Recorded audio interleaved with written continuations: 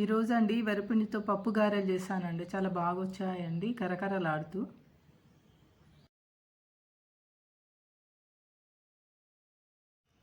చూడండి, గారెలు బాగా వచ్చాయి.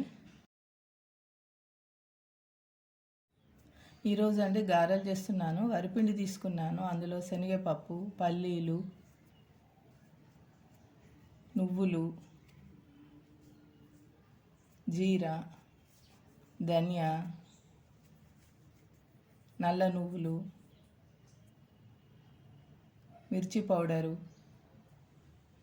సాల్ట్, పసుపు, అల్లం వెల్లుల్లి పేస్టు, కరివేపాకు,